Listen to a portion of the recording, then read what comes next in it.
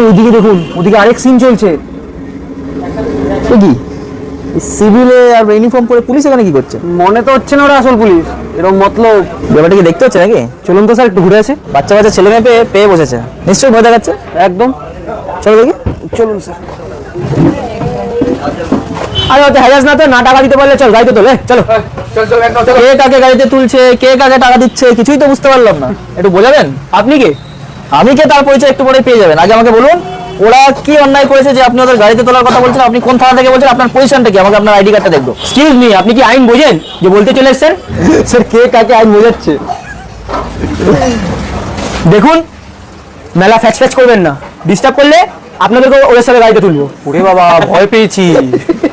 নাকি অ্যারেস্ট করবেন নাকি? আচ্ছা, পরিচয়টা একটু দিয়ে দিই। আমরা হচ্ছে হাইকোর্টের খুব রিনন দুজন লয়ার।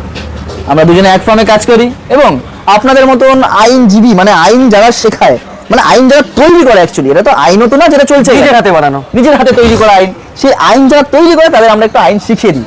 তো স্যার বলছি, এর জন্য আপনি জানেন আপনি যেটা করছেন এটা একেবারেই আইনত নয়। পাবলিক প্লেসে এসে দুটো 18+ ছেলে মেয়ের কথা বলতেই পারে, আড্ডা মারতেই পারে এবং প্রেমও করতে পারে। আপনার কোনো রাইট নেই ওদের কিছু বলার। হ্যাঁ, আপনি যদি এটা আমাকে রিটেনে দিতে পারেন ওদের গাড়ি তোলার কারণ হিসাবে, যে ওরা কথা বলছিল, পাবলিক প্লেসে এসে হাসাহাসি করছিল, দুটো 18+ ছেলে মেয়ে, সেই জন্য ওদের আমি এই অ্যারেস্ট করলাম আর গাড়ি দিলাম, এই আমার ওয়ারেন্ট, তাহলে আমরা কিছু বলবো না। না হলে কিন্তু স্যার আমরা আপনার এগেইনস্টে একটা কেস রেজিস্টার করতে বাধ্য হবো। এমনিতেই ফ্রি আছে কি গৌরব? একদম। তো রিটেনে দেবেন নাকি আপনারা যাবেন, কোনটা? স্যার আপনি তাহলে ওদের সাথে কথা বলুন, আমি গাড়িটা নিয়ে আসছি। দাদা তুই একা পারবি না, আমাকেও যেতে হবে গাড়িটা বার করার জন্য।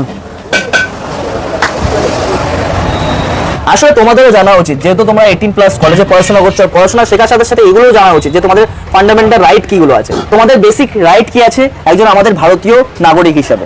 আর সবথেকে বড় কথা, আপনাদের এই কথাটা বলছি, এই ছোট ছোট আইনগুলো আপনারা জেনে রাখুন, যাতে গিয়ে পরবর্তীকালে গিয়ে কোনো যদি পুলিশ অফিসার, কোনো সরকারি আধিকারিক যদি আপনাদের জ্বালাতন করে অথবা ডিস্টার্ব করে, আপনারা নিজের পক্ষ থেকে অ্যাটলিস্ট নিজের স্টেপটা নিতে পারবেন। কি করবো? একদম। শোনো, শুনছিলাম তোমরা বলছিলে অনেকক্ষণ ধরে যে আমরা শুধু বন্ধু। তোমরা যদি বন্ধু না হও, তোমাদের জেনে রাখা উচিত যে PDA, public display of affection, এটা কিন্তু কোনোভাবেই ইলিগাল না। তো যদি ভবিষ্যতে এরকম কেউ ধরতে আসে তো মাইন্ড ইট।